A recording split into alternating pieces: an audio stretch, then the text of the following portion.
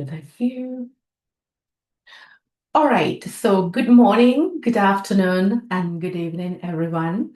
It's really nice to have another application workshop. This will be our second one.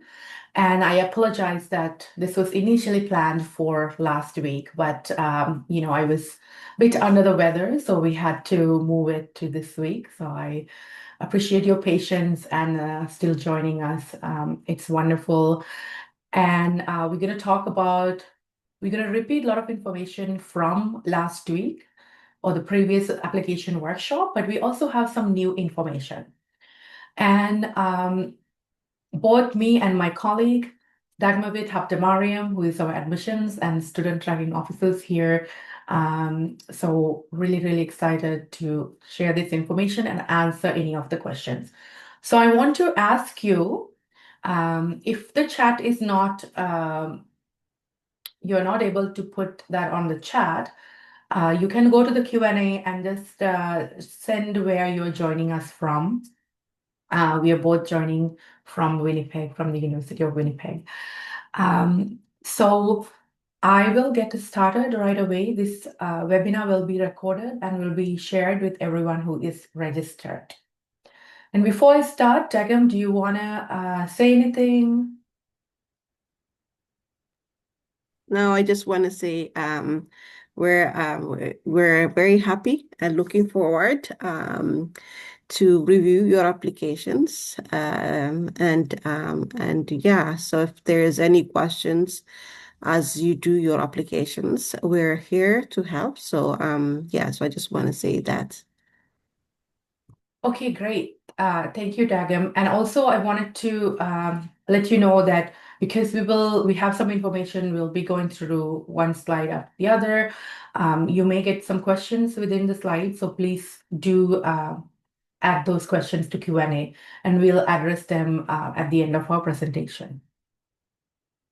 So to start with, I have a list of all our graduate programs, and most of you or all of you should know about all of them. You may have already picked what program you want to apply, but just as a refresher, we are a small graduate school. Our biggest program is the undergraduate program. We are around 9,000 plus students. We have international students, even at the graduate studies, all our programs accept international students as well as domestic students. So it's a very close-knit, inclusive program. We have about 400 graduate students every year. The number fluctuates sometimes. And one of the key things that you want to know is that our programs have 10 to 20 seats. That is our number. So they are quite small classrooms, and that gives you a lot of opportunity to engage with your supervisor, engage with your peers really, really well and build those connections. So that was one of the unique features of our grad school. So in terms of our programs, we have Master of Arts in Applied Economics, Criminal Justice, Cultural Studies, and Indigenous Governance. We have science programs in Applied Computer Science and Bioscience and Technology and Public Policy. We also have a Master of Science program from Environmental Studies, Environmental and Social Change. It is a multidisciplinary program, as you can see here.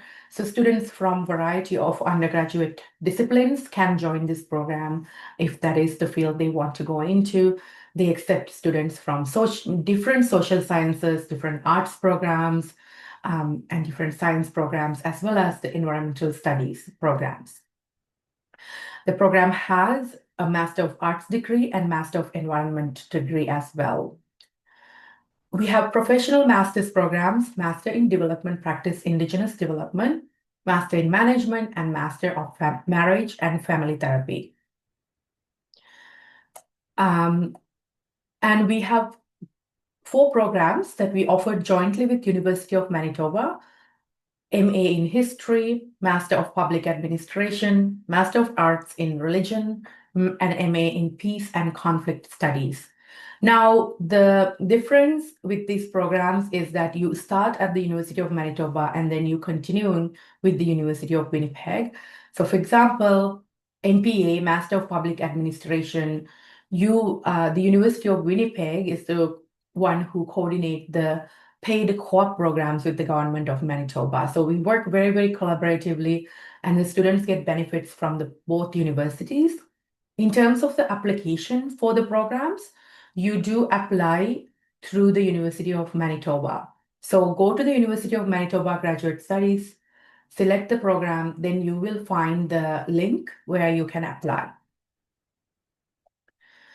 And this year, we started our first PhD program in bioscience and policy. So, very, very excited. It's a pathway from our bioscience master's program, but also the program accepted students from other bioscience or related master's program from other universities. So, you don't necessarily have to do master's with us, but there are perks of doing our master's and going into PhD. Um, I am just going to do like a little bit of a mental check. Now, if you are, for those who are really ready to apply for the programs, I just want to ask, have you done these things to make sure that you are in the right program? We ask students, we have each of our graduate program has their own website. We have program information sheet, or formerly called fact sheet, on our website that outline the program outcome, um, the core courses available in the program, what are the career opportunities, whether you're going into a PhD, an academic career, or you're going into the professional industry. What are the career paths that some of our alumni have gone into, and how to apply. So all this information are there.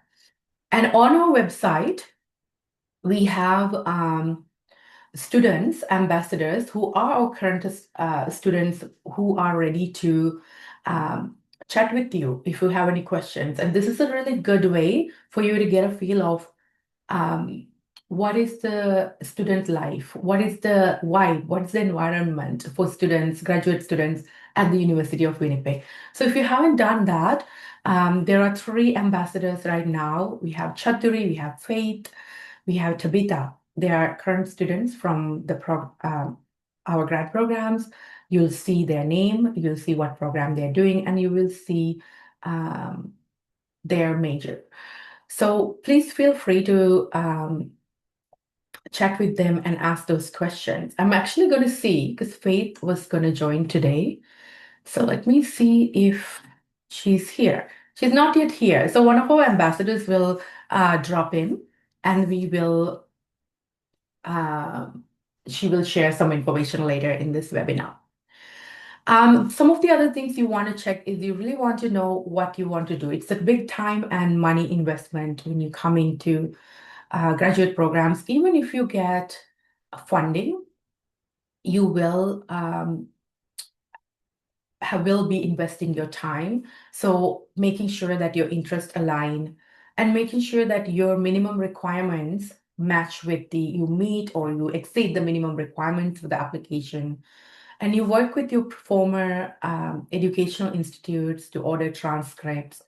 You have your statement of interest right up ready, or you start working on it, and you update your CV and resume to reflect everything that you have done education wise, volunteer wise, and your work wise.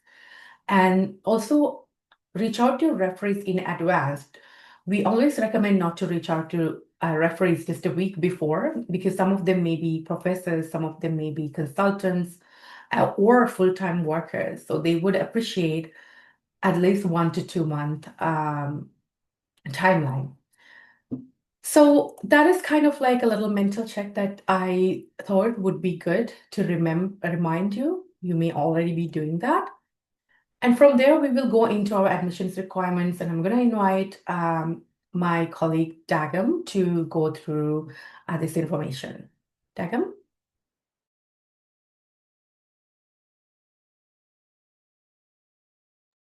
Thank you, Michaela. And I would like to share, if you don't mind. Are you going to share it for us? Or should we? That's fine. Okay. So, as Michaela said, my name is Degem. I am the admission and student tracking officer. So, I would be help or assist you guys in terms of the process for application. So I would be looking at or sharing here about admission requirements as well as the applications. So, and these are like the informations that are also available on our website. So in terms of admission requirements, the minimum requirement to apply for a graduate program at the University of Winnipeg, that you need to have at least a 4-year or honors, a BA or a Bachelor of Science or equivalence, and with academic requirement of a cumulative GPA of 3 out of 4.5 or its equivalent. So that's the minimum requirement. But then some programs may require specific requirements, and we would highly encourage you to look at their fact sheets for additional information. There's also a link that you can also look at. It's called the International Equivalency Summary. There's a link here that you can go and see, and based on your country, to see what the cumulative GPA of 3 is equivalent to your country-specific grade qualification.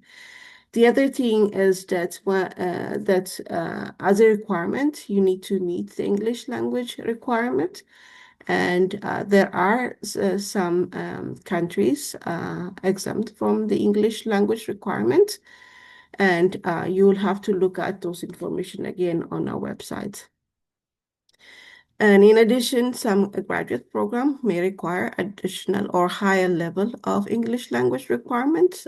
For instance, here, the Masters in Marriage Family Therapy program, they require, for instance, a TOEFL, a score of 100, whereas in other regular graduate programs is the minimum requirement for TOEFL is 86.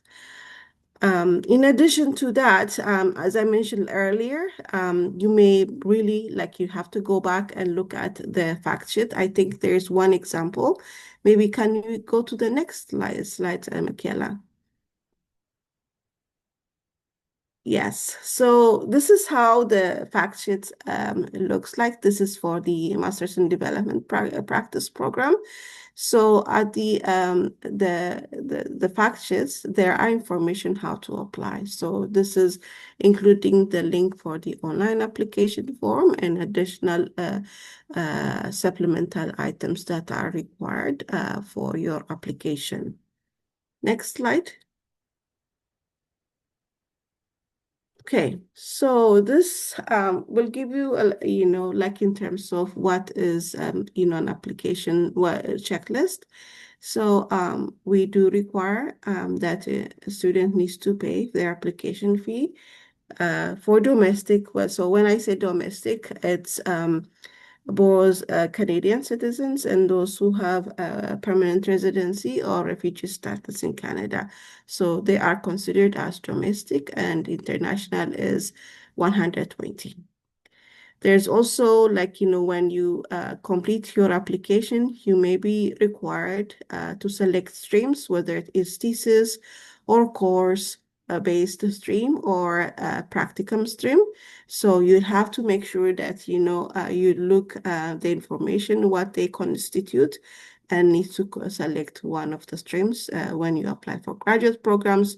Part of the application is that you will be required to let us know whether you're a full-time or part-time student and select a start term. So most of the graduate programs, their start term is fall or September term. So, but other programs such as computer science program, they do have two entry. One is the fall term and then the winter term. So you have to select either of them.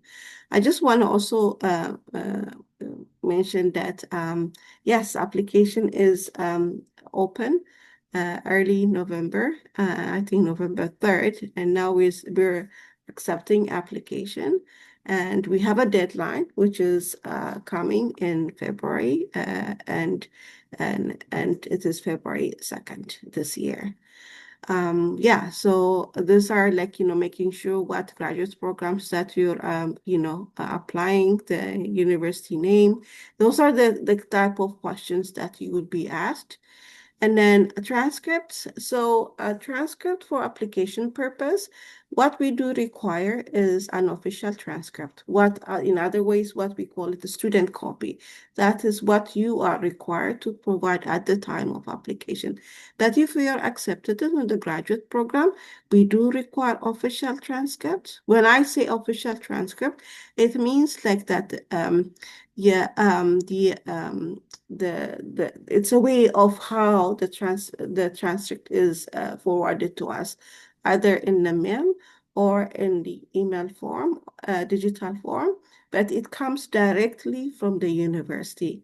We don't accept any transcript that the student have a copy, but we accept an official transcript directly. But that is if you're accepted or admitted in the graduate program. Right now, for application purpose, it's only transcript. The other thing that is required as part of your application is a letter of recommendation. A minimum is 2 years, two references, but there's one program that requires three references. I just want to a little bit share about the recommendation is that a number of you asked is that regarding academic versus professional recommendation. I think we really encourage that, strongly encourage or that you provide us academic reference, but that is not possible. We still accept professional recommendation. And one thing is that was asked is that if I have a reference and I want to upload it, we don't accept those type of letter of recommendation.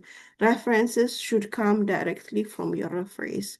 So when you complete your application, there is a section that you need to complete, and that's when you will be asked to provide us the contact information, including the email of your referees. I just want to really highlight that. Make sure that you have the correct email when you provide that information on the online application. And so, yeah, and then an email will be sent directly at the system that sends the information to your referees, and the referees will upload the recommendations as well as the assessment form. So I just want to highlight that.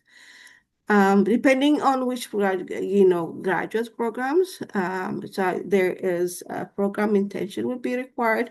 It varies in terms of what that means. Like in some program, it could mean statement of interest. For research-based programs, it's more so of research proposals. Resumes and writing samples for programs such as the MDP, criminal justice, will require a writing sample. And I mentioned about the English language requirements as well. Can we proceed to the next slide? Okay, so this year we're what we were very happy to announce, and I think Michaela will also share more on that, that we are approved that and also to give a application fee waiver for former students of UFW, of University of Winnipeg, with a minimum GPA of 3 and above. So any of you from University of Winnipeg, former students as well, this is your chance. There's a fee waiver, application fee waiver, and there's a duration. It's a period. This is between December 1st and February 2nd. So this is your chance. And if you have any questions or something, you can contact Michaela here. There's an email here as well to talk to and have any questions. You can have that conversations. I know that there are few hands. Maybe we can respond to them later. And I think Michaela can also come, I'm sure the Q&A, you have that reply for questions. So So let's just go to, sorry, Dagam, just to add, thank you, Dagam, for sharing this wonderful news. And if you have any questions, we just have a lot of information, so I don't want to kind of hold by answering live, but please add them to Q&A and we'll make sure we go through all the questions. So please add your question, anyone who has raised hands, to the Q&A. Thank you so much. Okay, thank you. Go Let's ahead, go to Dagam. the next slide. I highly encourage, like I know lots of questions. If you can go to this videos to how to apply videos, it will give you more information about the application for process.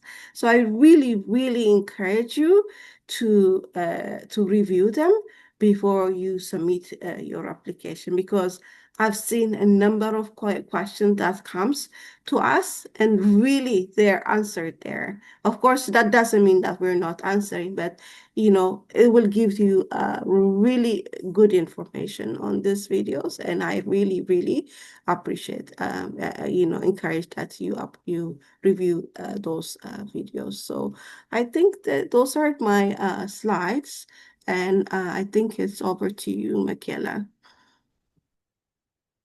All right. Thank you, Dagam. I'm just going to see if there's any questions related to the areas that you covered, if we have any, or maybe.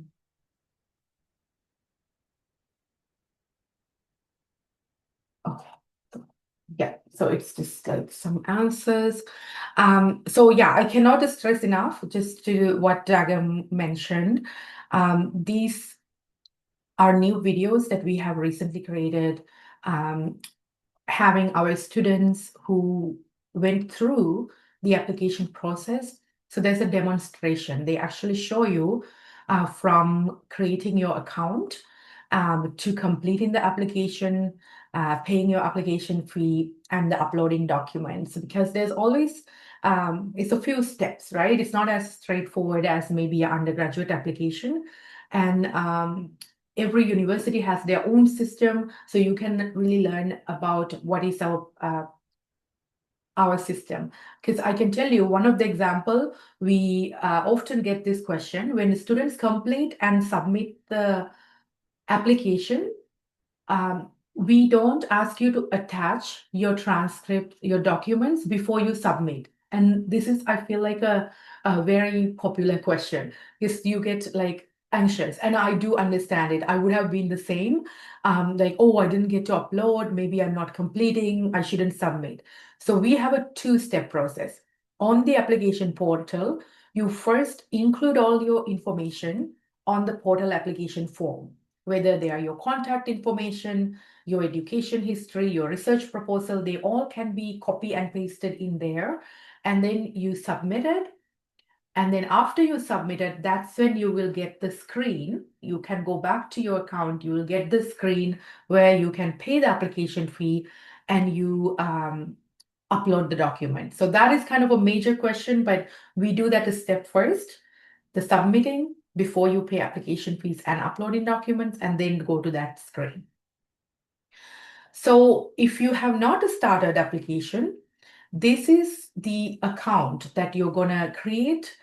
And once you sign up, then you can keep signing in, and you don't have to do it all at once. You can start your application, you can save whatever you have filled out, and you can, have the timeline, obviously before February 2nd.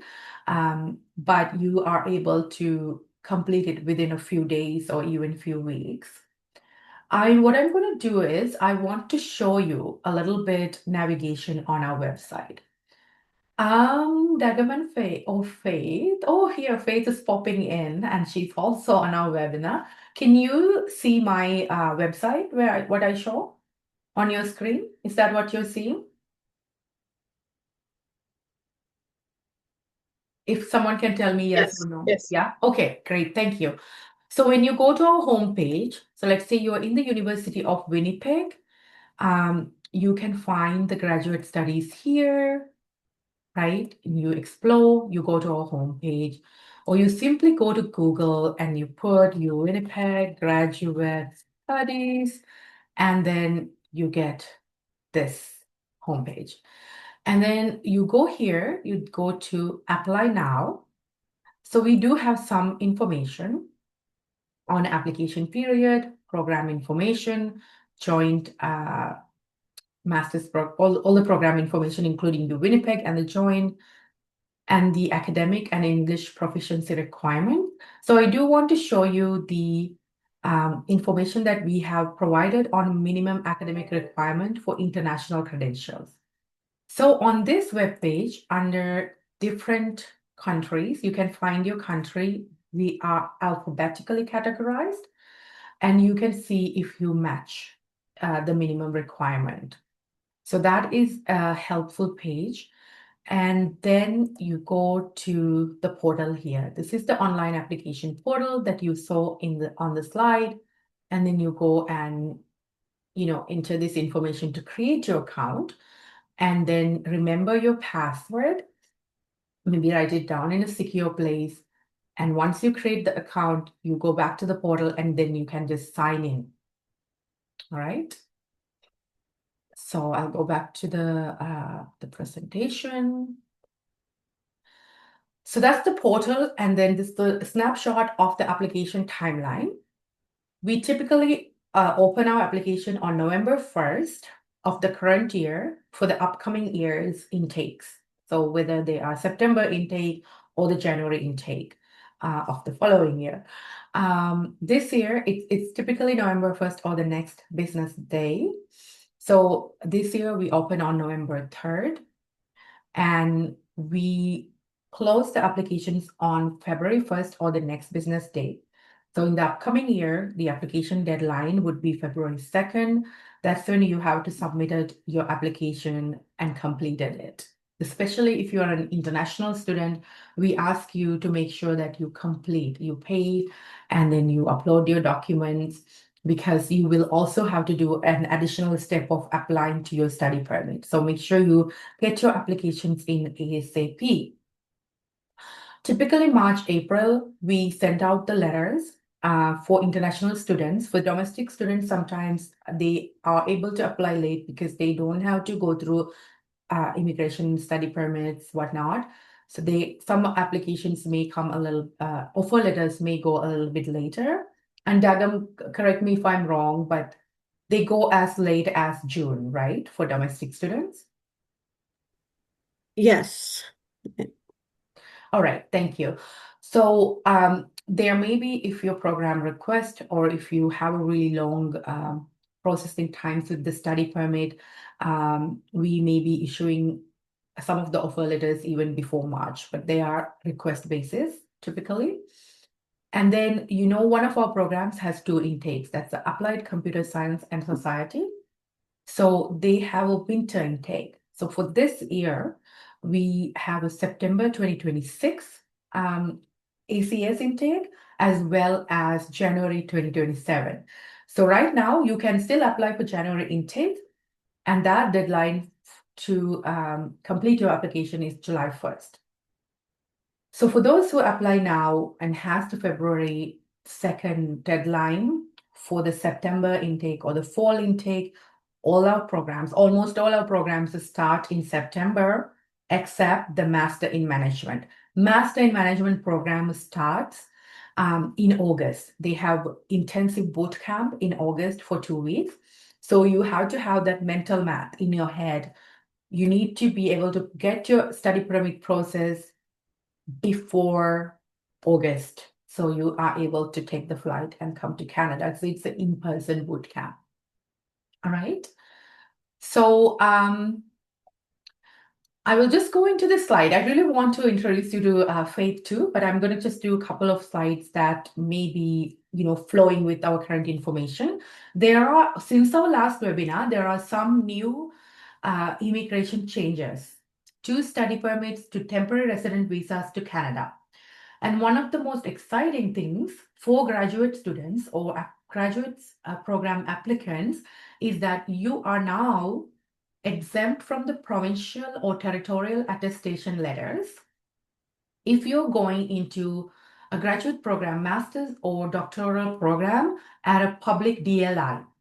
So University of Winnipeg is a public DLI, and therefore you do not need a provincial attestation letter. Last year, when you apply, our admissions office will first send you your acceptance letter as well as the provincial letter, attestation letter.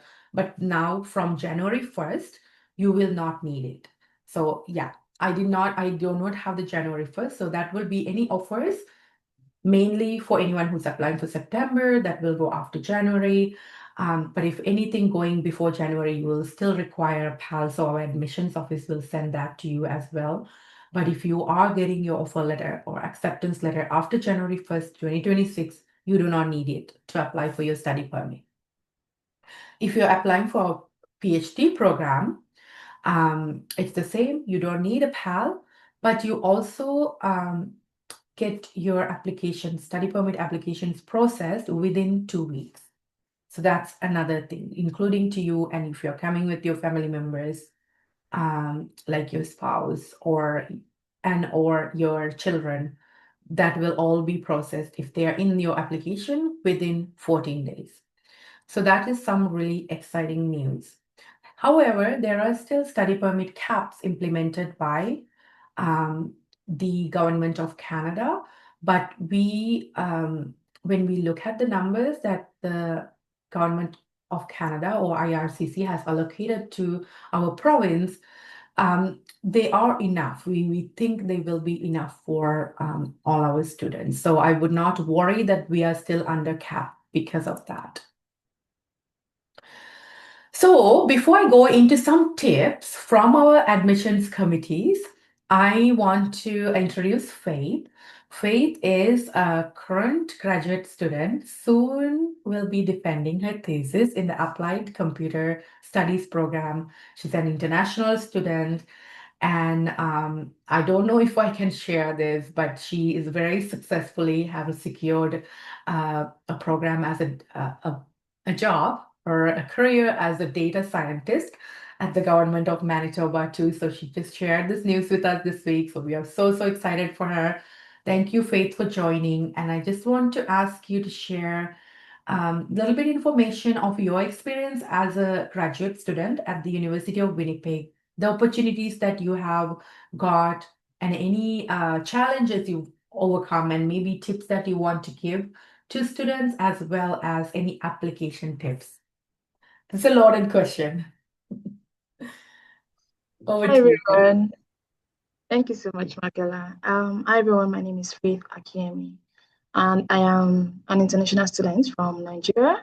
I came in winter last year, and I am rounding up my master's in applied computer science.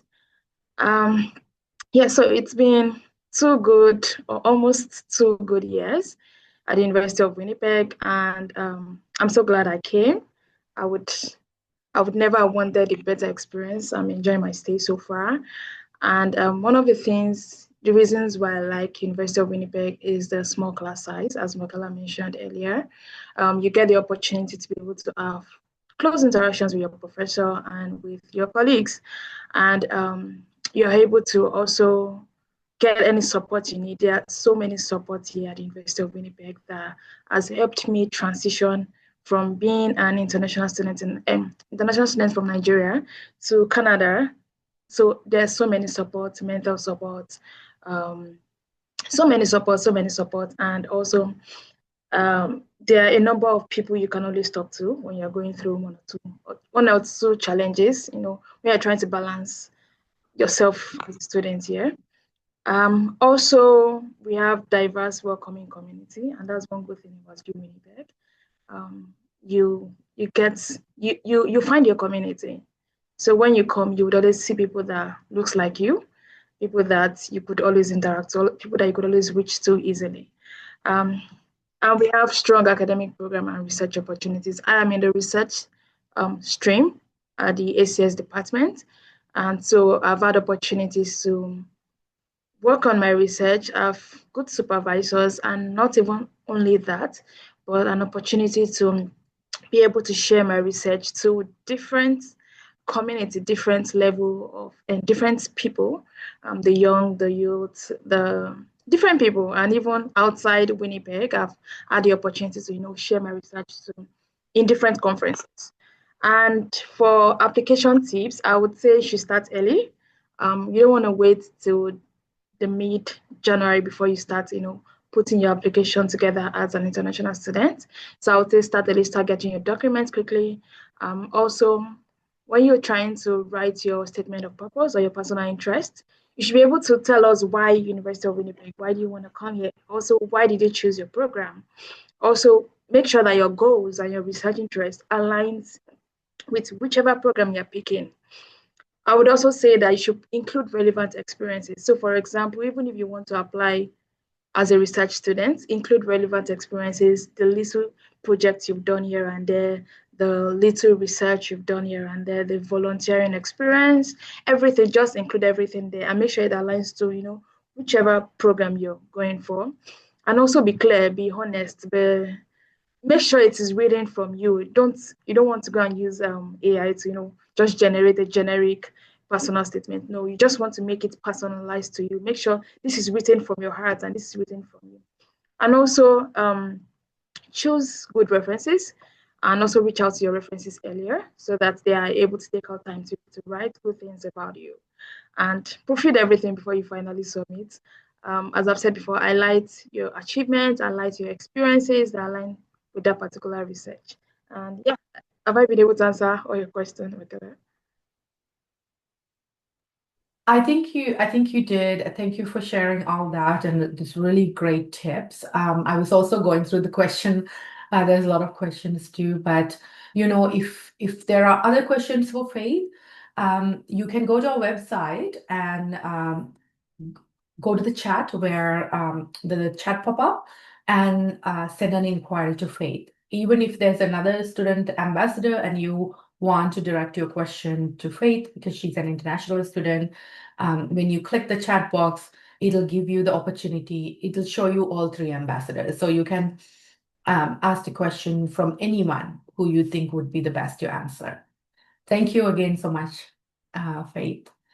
All right. So now that you also got really good tips from Faith about your application, what to prepare, because our students ask some of these questions all the time, I have sent it to some of the members of our program review committees. Now, unlike maybe undergraduate or other programs, we don't evaluate, our admissions office don't evaluate your applications. They do administer and manage the application flow and check for minimum requirements. The final decision whether you have a seat in the program is decided by the graduate program review committee. So each program has a review committee consisted of multiple professors and supervisors. So we did ask them some of these questions. Sometimes the students ask us, what's the best way to reaching out to a potential supervisor? I even saw in our Q&A, there are some questions about the supervisors not getting back. So hopefully this will answer your question. Dr. Michelle Bertrand say, be brief in the first email, include your name, your undergraduate background, and your GPA. Briefly describe your own research interest and the thesis topic, why you would like them to be your supervisor.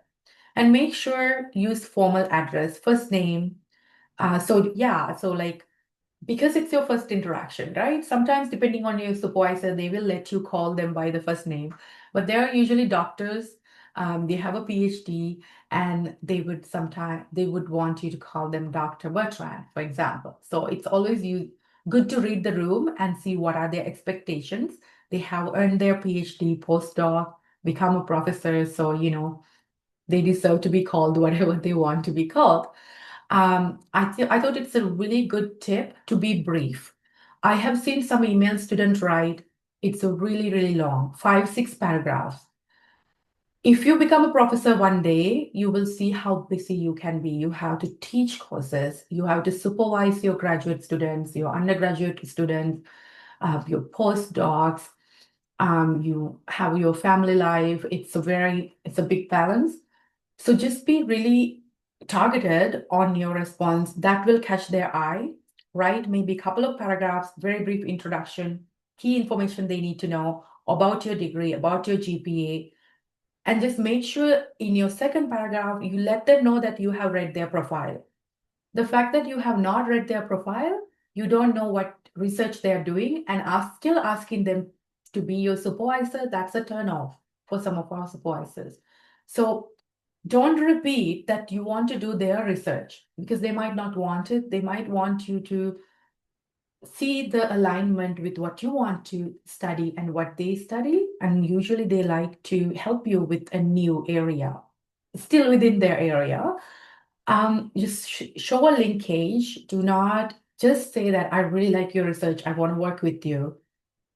You can really like their research because you've read it, understand, you read their papers, but write what you want to do also. That is a really good way to impress your potential supervisor. So the research proposal, and I thought this is a really good advice from Dr. Craig Willis. It's really important that you have a chat. Most of our supervisors will offer you to have a Zoom chat or in-person chat if you're in Winnipeg. And you can tell them what you are planning on writing on your thesis, and they may offer you that they can take a look at it. Like typically these are around 1,500 words to 3,000 words. So if they offer you that they will read it, it's a really good way, take that offer and send your research proposal before you submit to them. So the statement of interest, and again, this is like your pitch that you want to be in their program. So make sure that you write good English. You don't have any grammatical errors or typos. Just don't send your first draft. Just take some time editing, give it a little bit of love, and care for your statement of interest. And usually the committee will be impressed and they will want to see a well-written statement with your key strength and your past experiences. And then again from Dr. Bertrand, as you would write with the cover letter and resume for your job application, make sure to tailor it to the program. So do not send something that you send to a job application or another program, but make sure you have tailored it to the program, to the university. You have no idea how many emails I get and addressed, I would like to take a program at the University of Saskatchewan or University of British Columbia. It's okay because it's the recruitment staff, but especially if you're writing it to a professor, make sure that you let them know that you're applying for their program in their university. So the references, I did mention that, Daga mentioned that too a little bit. And what everyone writes is, please give them time. That's the key for your referees. Let them know even months in advance that you're considering to add them as the reference for your grad school application, and that they will be required to write your reference letter. So in our application process, you have to indicate 2 emails on the application portal, and then those emails, then there will be automatic emails going to your referees from your application portal, asking them to fill out a form and attach their reference letter. So other than filling out the form or the questionnaire, they will still be required to attach a reference letter. And learn how many reference letters programs need. In the MMFD, they require 3 reference letters. And as most of our programs require only 2. And most programs want academic references. Except something like NDP or MIM, the professional programs may also want a job letter. if you have done a job, they will want a reference letter from your employer or your previous supervisor. All right, so that is a lot of information about your applications. We hope you are taking them all in. And as a graduate student, you might also want to know some funding opportunities that we have. So there are some, I have summarized all the opportunities that, we have, or maybe some of them.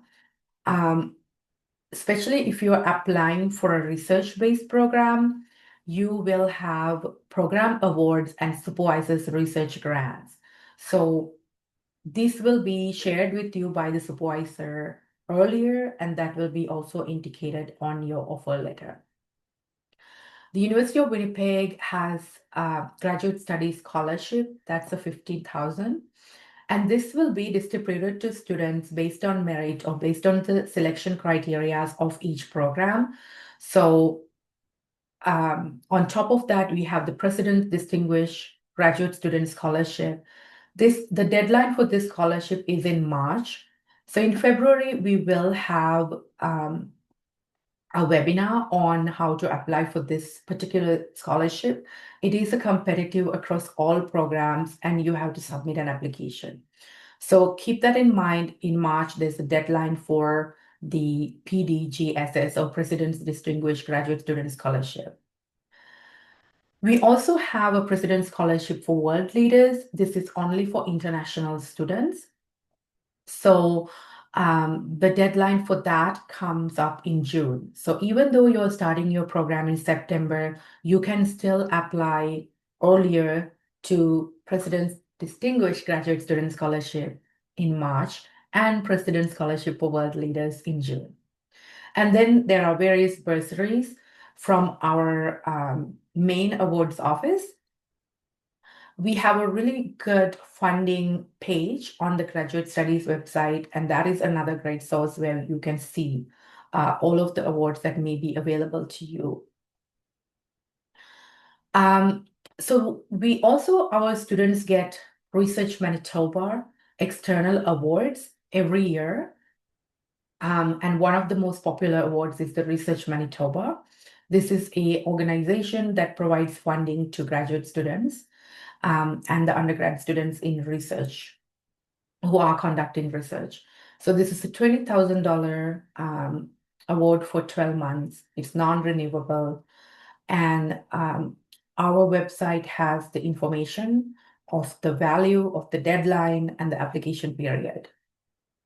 There are Tri-Council awards based on the program you're doing. And currently, for master's students, it's only available for domestic master's students. However, if you're an international PhD student, you will be eligible for these awards. This link has the other Government of Canada scholarships. There's a scholarship for a certain countries. I believe it's called the International Student Scholarship from Canada. So this is the webpage that they list all the scholarships that's offered by the Government of Canada.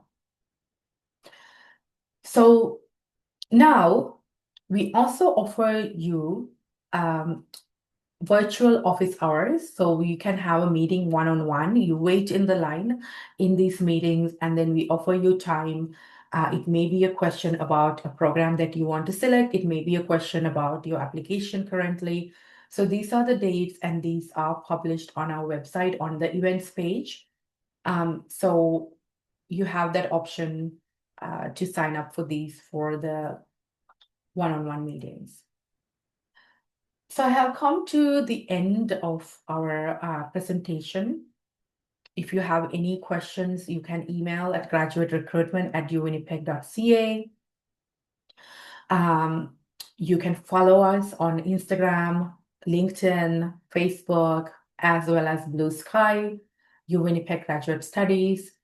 Check our website if you have any doubts, if you want more information. Yeah, so that is it. So I'm going to stop share here. And I want to see, I know, Dagam, you were answering some of the questions. Do we have anything left? All right, so we have 10 minutes for questions.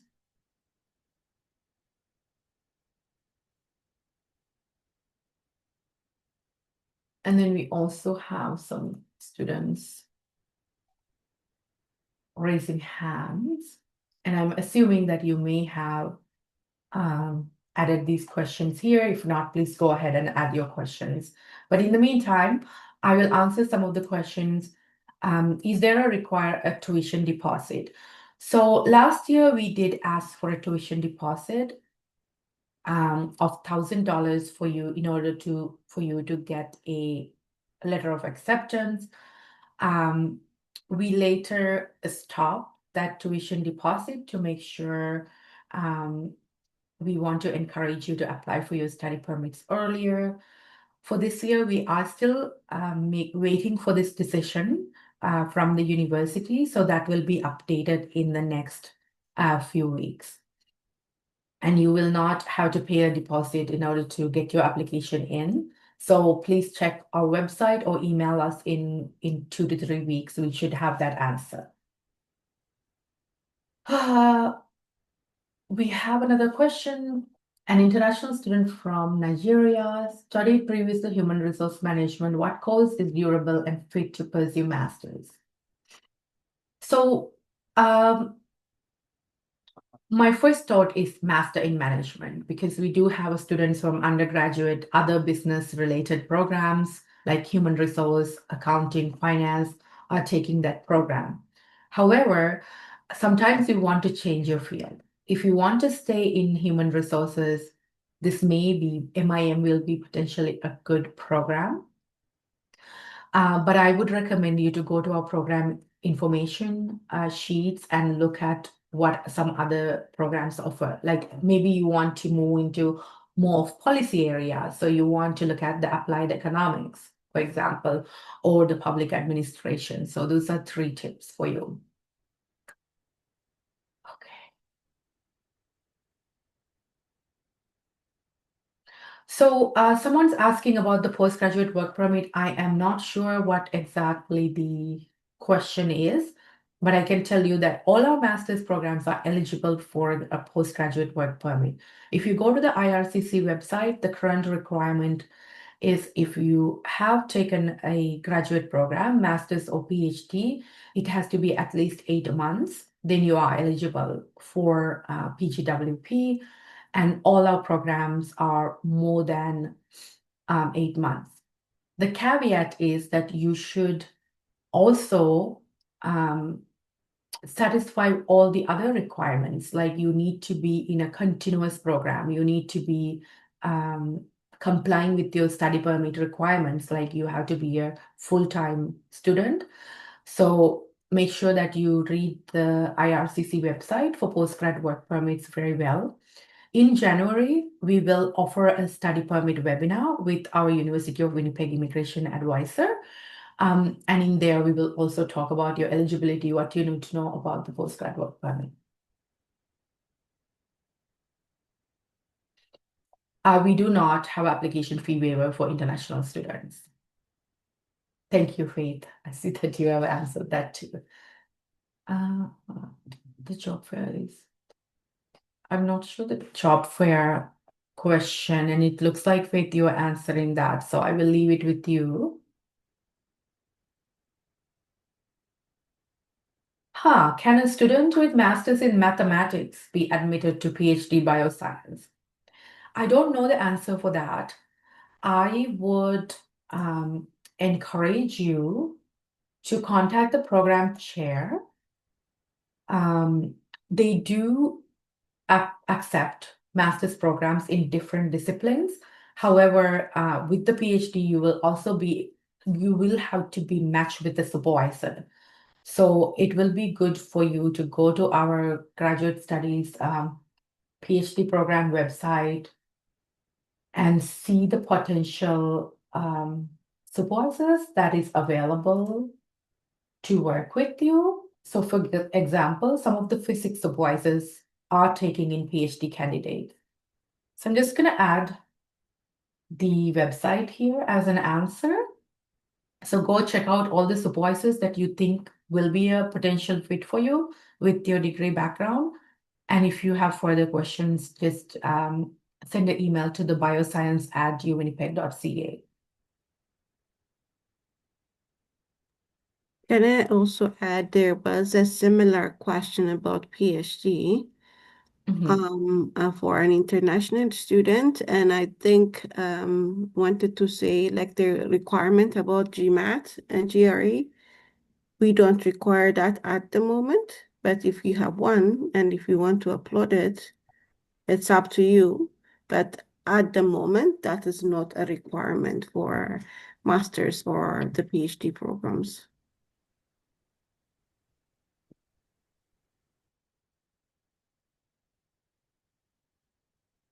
What do you do if my potential supervisor have not responded? So there can be two things. Maybe I'll start with the bad. It might be that they are not interested in working with you. I know it's a harsh answer. That could potentially be, but usually our supervisors will respond still and say, look, we are not a good research interest match. But sometimes they might think I want to respond and they might get caught up with their students or their courses or other admin responsibilities. So the tip I can give you is write back. If you did not receive an answer in 2 weeks, write a follow-up and just say, thank you so much for your time. I just want to know whether we can work together or no. Then I can move on to a different supervisor. So I would do that follow-up if they have not responded.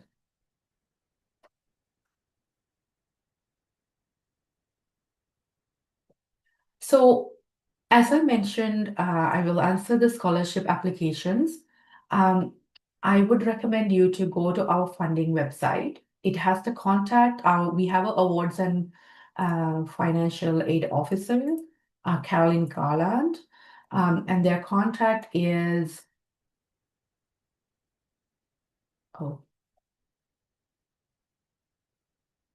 so I am not sure. I think I missed the person's. So I'm going to show here. I'm not sharing the screen. Okay, I'm confused. Where am I? I think I'll have to share the screen. Let me show you the page because I missed that question as I was answering live. Dagam, what screen do you see? Do you see the program website? No, I see the funding overview. Okay, yeah. So this is page. in the Graduate Studies homepage. Go to the funding, and there are different scholarships, right? So when you go to each scholarship, they will have the value, eligibility, and the application procedure. So that's where it's in the funding page. That's where you can see all the information about the application criteria.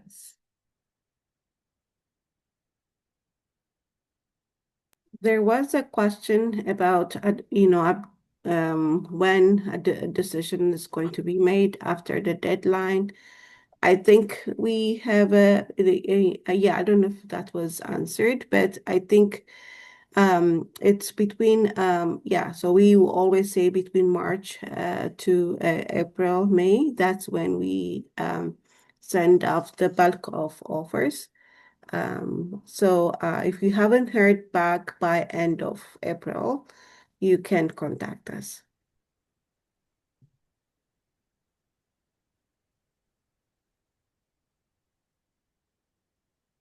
And then there was a question about the GPA of 2.45 on a scale on a scale of 5. Can I still apply? Yeah, it depends which country you're applying for and or which university was in Canada. We do have the equivalencies that you may also go and look at that information. Yeah, but it all depends where you're coming from or which university you attended. Dagam, there's a question about what email is our home university going to send additional documents, like letter of recommendation, official transcript? Secondly, if you have completed the bachelor program and the degree is not yet processed, can we use with attestation of completion? So I can provide you that like the email information. Again, official transcript. If you're accepted in the graduate program, that's when we require official transcript. And at that time, we will provide information in terms of the mailing address as well as email information so that universities can send the digital copies. But yeah, so I can also give the information, but at this time, really, you don't require to think about official transcript at this at the moment.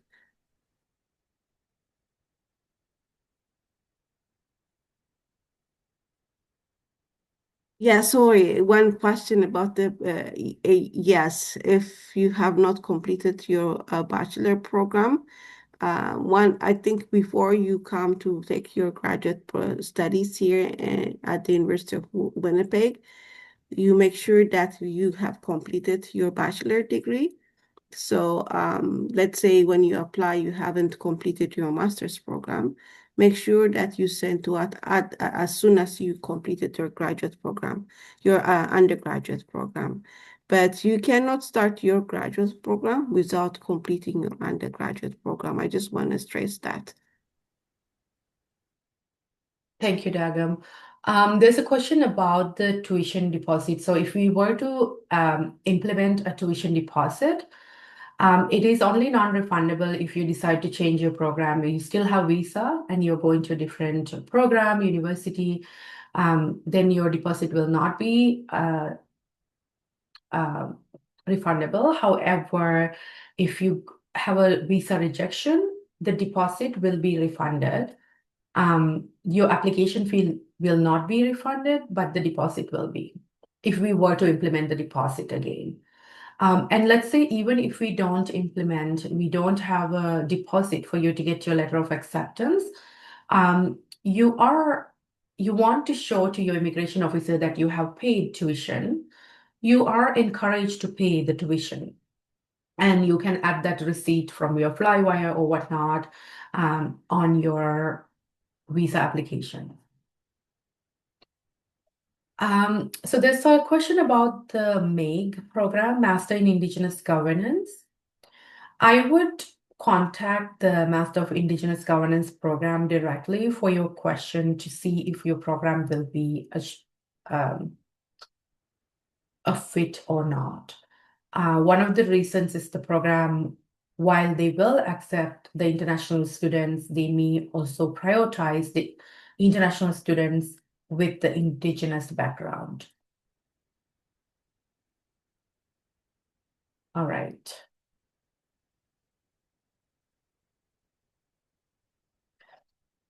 Yeah, there's a question from another Nigerian student with the Master of Finance who wants to go to MIM. You are certainly welcome to apply for MIM. The finance background is a good background. It's an eligible background for this program. And we do have some students who already have masters or even PhDs from their back home, but they wanted to come and do a program in Canada and continue with their industry. So the fact that you have a master's or a PhD will not be a denial case. You are still eligible to apply. All right. So I think we did answer all the questions. I will take one last question as we have gone 5 minutes over. I didn't notice that because they are all very great questions. Really happy to answer. So the last question I'll answer is, I have a postgraduate certificate in biomedical science. Can apply for the environmental science master's program. So yes, it would be a good additional requirement or additional supplemental document or credential for you.